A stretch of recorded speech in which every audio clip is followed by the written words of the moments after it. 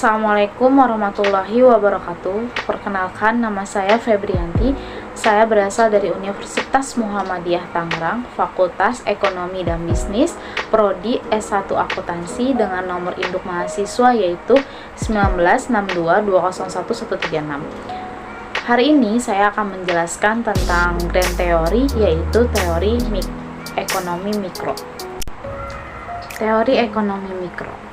Ekonomi mikro adalah cabang dari ilmu ekonomi yang mempelajari suatu perilaku konsumen dan perusahaan serta penentuan harga-harga pasar dan kuantitas faktor input seperti input barang dan jasa yang diperjualbelikan.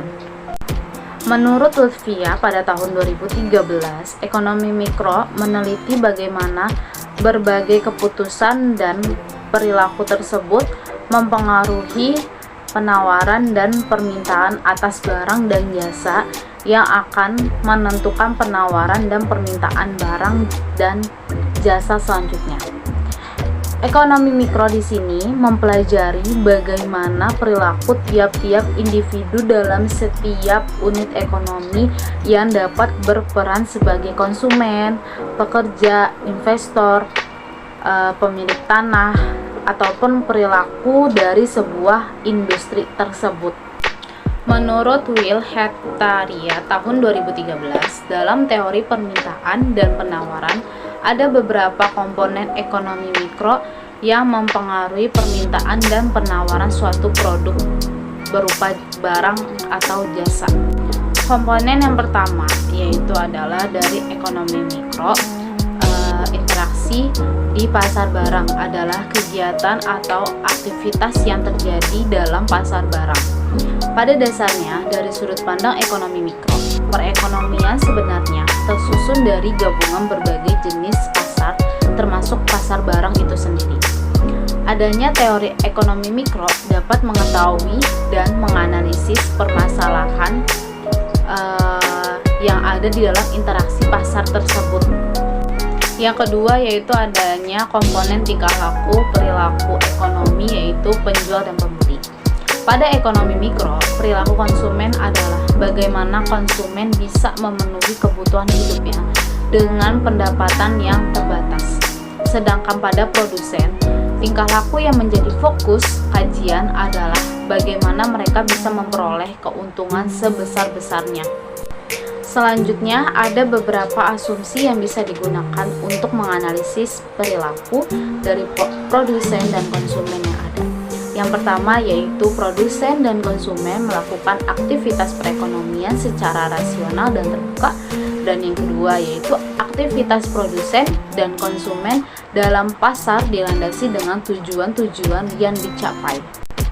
Dan terakhir, sebelumnya saya sudah menjelaskan dua komponen, dan komponen yang terakhir ini yaitu komponen interaksi dalam pasaran faktor. Maksudnya di sini adalah pasar-pasar faktor menjadi fokus kajian dalam ekonomi mikro karena pasar menyediakan faktor-faktor produksi yang dibutuhkan oleh produsen rumah tangga yang bisa digunakan untuk menjalankan kegiatan produksi tersebut. Faktor-faktor produksi tersebut itu yang pertama meliputi sumber daya alam, sumber daya manusia, sumber daya modal, serta kewirausahaan. Alasan saya memilih grand teori yang berjudul teori ekonomi mikro karena ekonomi mikro mempelajari bagaimana suatu perilaku atau aktivitas dari berbagai pihak yang termasuk ke dalam ekonomi mikro karena bisa mempengaruhi permintaan dan penawaran atas suatu produk, baik barang maupun jasa, yang akan menentukan harga tersebut. Dan bagaimana harga tersebut akan menentukan jumlah permintaan dan penawaran selanjutnya. Sekian penjelasan dari grand teori yang berjudul teori ekonomi mikro. Semoga apa yang sudah saya jelaskan dan sudah saya sampaikan bermanfaat untuk kita semua. Assalamualaikum warahmatullahi wabarakatuh.